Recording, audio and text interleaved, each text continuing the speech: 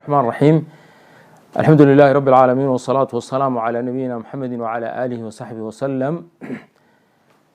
waxaan maanta aan ka hadlaynaa mowduuc iyo arin dhulalka galbeedka aad looga yaqaano inaguna inuu soo kordhaya bariyahan dambe. mowduucaas waxa weeyaan dadka bixiya in speecheska motivationka iyo inspirationka in dadka siiya. motivation iyo inspiration waxa loola jeedaa waa dhiirigelin weeyaan. qofkaasi speechada iyo hadallada iyo khitaabaadka noocaasi bixinaya wuxuu soo hortaagaya audience, dhageystayaal buu soo hortaagaya. wuxuu markaa ku dhiirigelinayaa in noloshooda ay isbedel ay ku sameeyaan. isbedelkaas wuxuu noqon karaa mid dhinaca qoyska ah, mid dhinaca waxbarashada ah, mid dhinaca dhaqaalaha iyo nolosha maadiga ah. wuxuu noqon karaa mid xitaa qofka shakhsiyadiisa, haddii ay shakhsiyadiisu ay leedahay dhinacyo taban oo negative ah, siduu dhinacyada u bedeli lahaa ugu bedeli lahaa in dhinac in togan oo positive ugu bedeli lahaa. ugu horreyn waynu tilmaamno in qofka bini'aadmiga ah, qofka muslimkana waynu ka hadlinaye inuu mar walba noloshiisa uu ku dadaalo inuu isqiyaaso, dib iskugu noqdo, waxyaabaha salbiyaadka ama negativeska ama waxyaabaha taban, jawaanibta taban, dhinacyada taban ee noloshiisa kamid ah inuu isagu is akhriyo oo isfiiriyo oo muraayad isku eego, dabeetana ku dadaalo dhinacyada ay nuqsaantu kaga jirto noloshiisa iyo shakhsiyadiisa iyo fahamkiisa iyo sidoo arrimaha u qiimeeyo. dhinacyada ay nuqsaantu kaga jirto waa inuu ku dadaalo sidii wax uga bedeli lahaa, waayo changekaasi iyo isbedelkaasi wuxuu ka saacidayaa inuu noloshiisa horumariyo, noloshiisa adduunyo iyo noloshiisa aakhiro labadaba. marka dadka in speecheskan iyo hadalladan dhiirigelinta ah bixiya iyo ujeedadeedu waxa weeyaan waa inay dadkan dhegeysanaya audience-ka inay ku dhiirigeliyaan siday isbedel ay noloshooda ay ugu sameyn lahaayeen.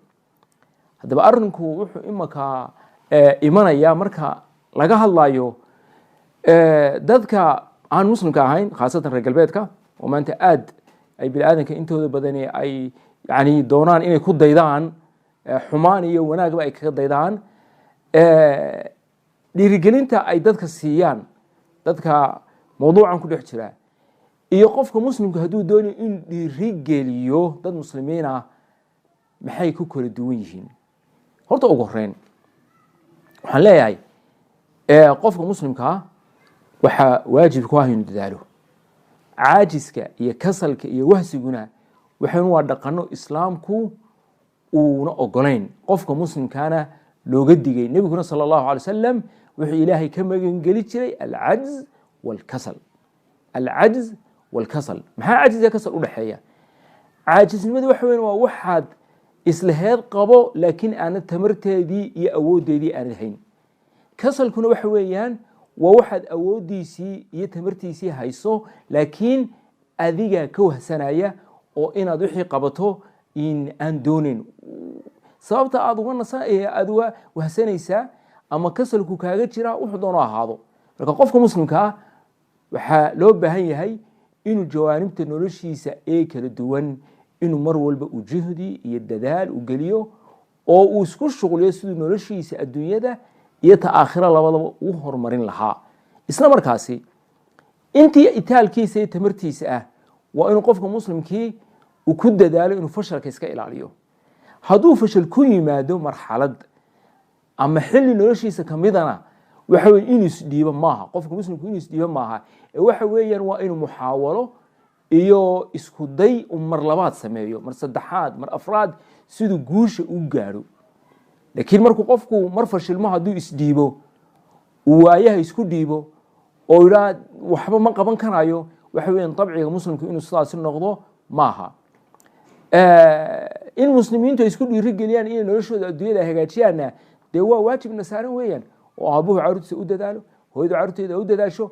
ardayga jaamacadda dhiganaya ama cunuun maadiya ha dhiganayo ama cunuun sharciya ha dhigtee waxaa looga baahan yahay inuu juhdigiisa inta ugu badan marxaladda uu jaamacadda iyo in dugsiga sare iyo dugsiga dhexe iyo ka hooseba ku jiro inuu juhdigiisa ugu badan u bixiyo siduu culuumta uu dhiganayo iyo cilmiga uu baranayo uga gaadho meesha ugu sarreysa ee isagu naftiisa hadhow ku anfacayo isla markaana bulshadiisa iyo mujtamaciisa iyo ummaddiisa islaamka uu ku anfacayo. marka su-aal yaan la keenin muslimiintu ma ogola in laisdhiirigeliyo arrimaha dunyada laiska dhiirigeliyo oo inspiration iyo motivation dadka la siiyo.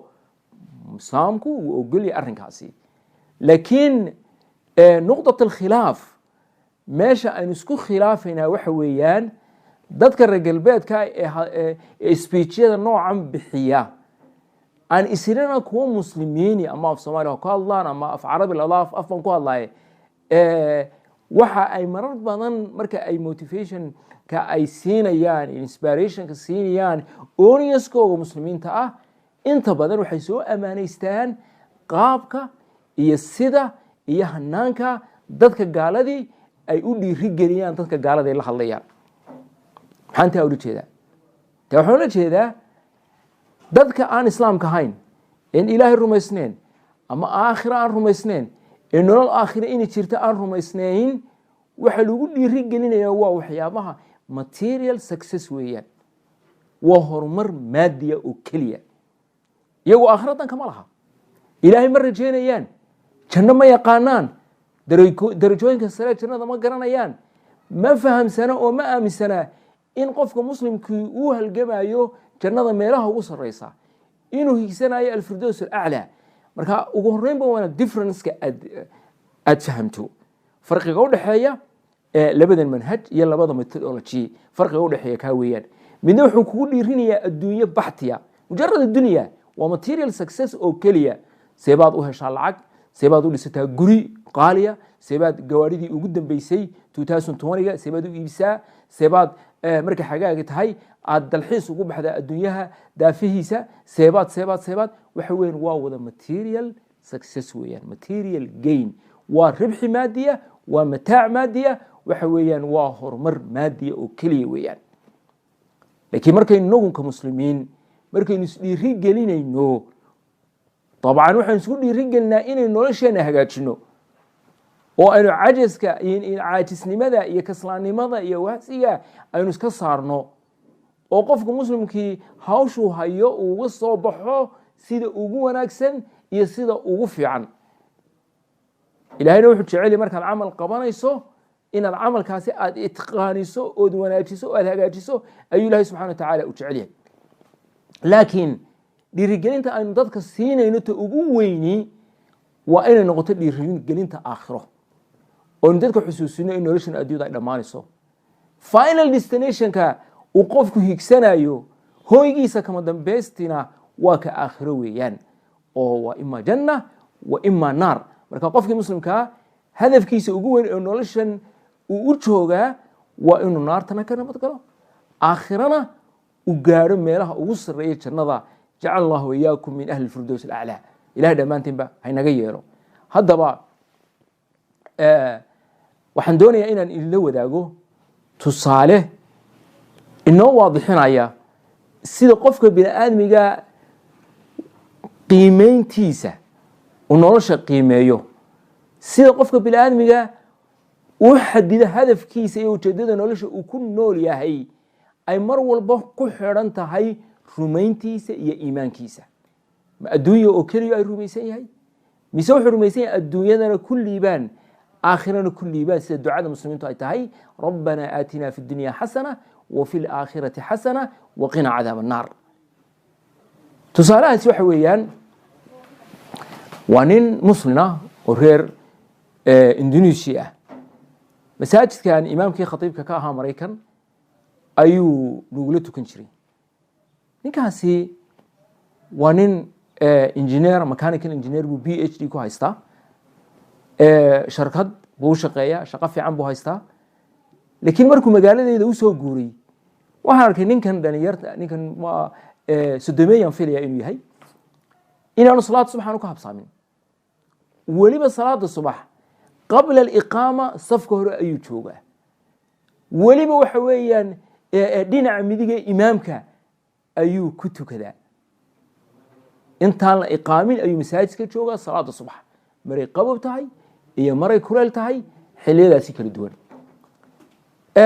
waxaan arkay ninkan oo weliba meel fog ka imanaya taqriiban 7 to 10 minutes drive ayuu masaajidka usoo socdaa 7 mirir ilaa 10 mirir ayuu masaajidka usoo socdaa dabcan wuxuu ku socdaa in freeway gaarigu ordaayo marka waad garanaysaa masaafadaasi inta ay leeg tahay intaan Mareykan ka iman ayaa waxaan arkay weliba isagoo markuu salaad subax sugaayo muraajaceynaya suuratul baqara oo xafidayo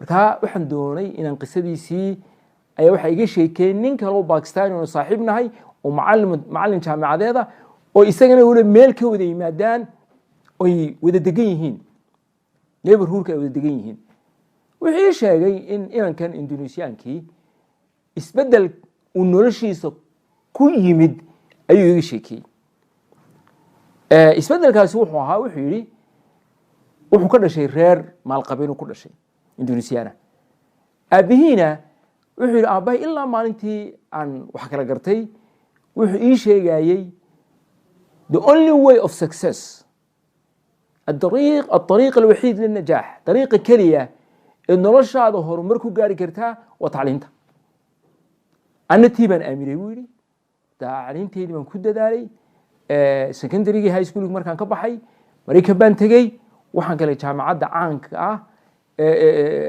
أيان جامعات عان أيان كقاتي PhD جامعات PhD كقاتي وحويان وأوهاي ستيت يونيفرسيتي جامعاته وعن سنة مريكان دينا إنجينيرينج markaan Ohio State University aan ka qaatay PhD oo ahayd meeshii ugu sareysay awna waa PhD waa mechanical engineer waa jaamacad kamid ah jaamacadaha Mareykan ugu caansan dhinaca engineeringka ayaa طبعا science lay wuxuu la kulmay dhalinyar muslimiina oo sidiisa mutacalimiina ama ha ka tacliin sareeyaan ama ha ka tacliin hooseeyaan shaqooyin waaweyn haysta ama isaga u dhow waxa doonta ba ahaatee masaajidada Mareykan waa masaajidada nool weeyaan masaajido nool oo ay dad kala duwan ay wada joogaan oo maalinka maanta ah dad mutacalimiina oo adduunyadina arkay aakhirada dooniya ay masaajidada Mareykan ka buuxa intaan anigu aan ka marxati kacayo inankii markuu arkay dadkan janna raadiska dadkan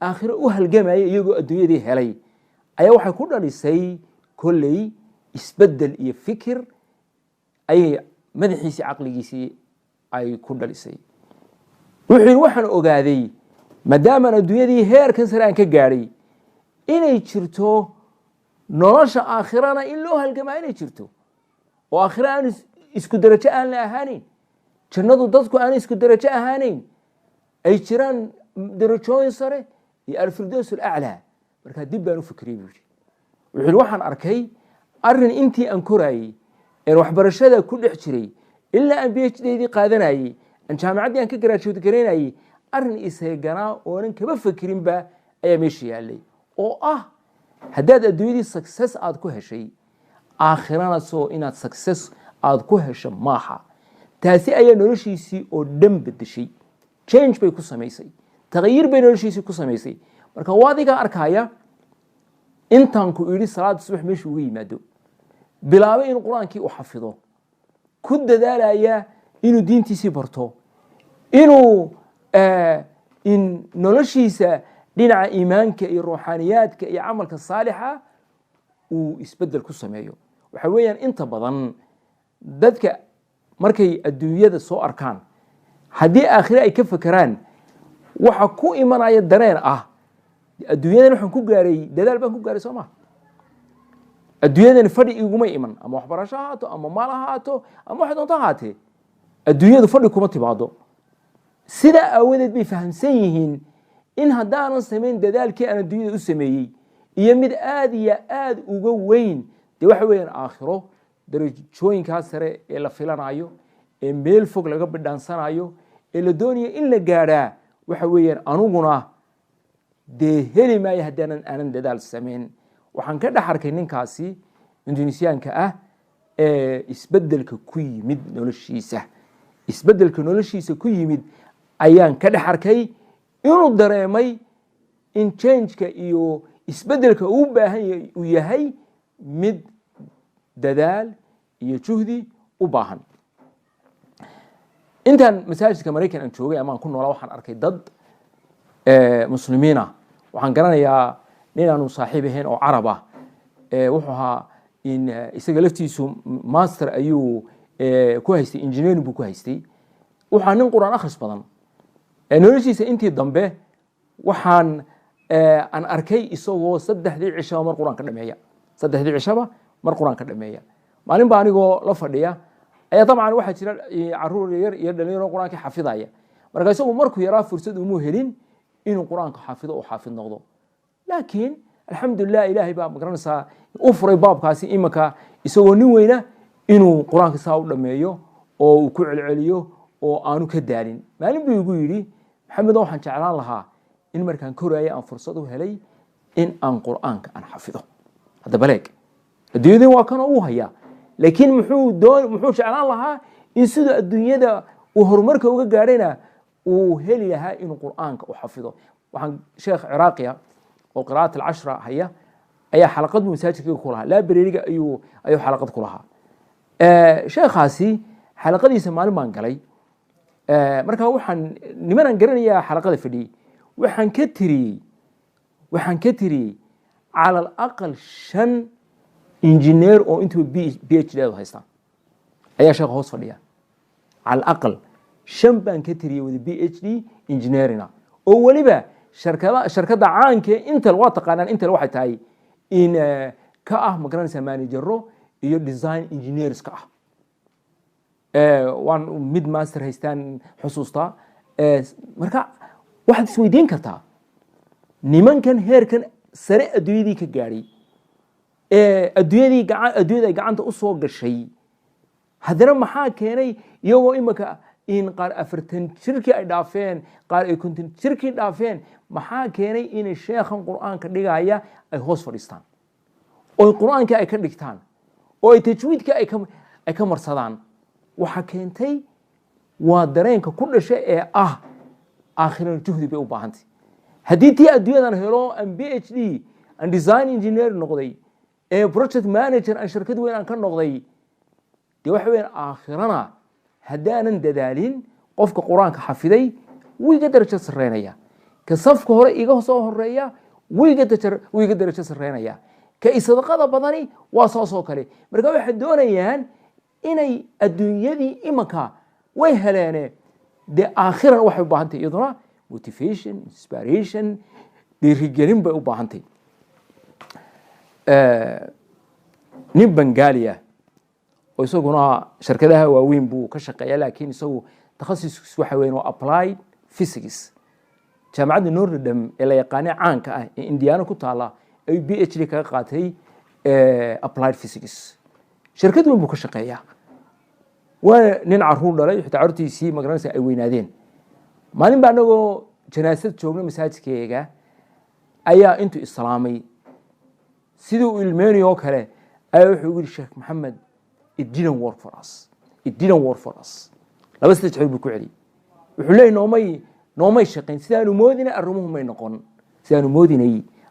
may noqon. bimacnaa waxa weeyaan ikhwaani, dadkan aan idinka sheekeenaya waa dadaan la noolaa, waa dadaan la fariistay, waa dadaan la dhaqmay, waa dadaan isleeyahay maanta waxa weeyaan dee meelihii ugu sarreeyey ayay adduunyadan iyo cilmigeyga iyo sayniskeyga iyo engineeringkeyga ay ka gaareen. laakiin noloshooda intii dambe waxa ay wada dareemayaan, kuwana waa tusaaleyaal soo qaatay tusaale intaa ka fara badan baan hayaa. waxa ay dareemeen in dadaalka adduunyada loo dadaalay waa wanaagsan yahay, isla markaa in aakhira loo dadaalana waa arrin meesha yaalla oo in laga gaabiyaa aanu banaanayn. ilaahay adduunyadana wanaag nagu siiyo, aakhirana ilaahay subxaanahu wa tacaala meelaha ugu sarreeya ilaahay ehelkeyga haynaga dhigo oo hayna siiyo. wasalaamu calaykum waraxmatullahi.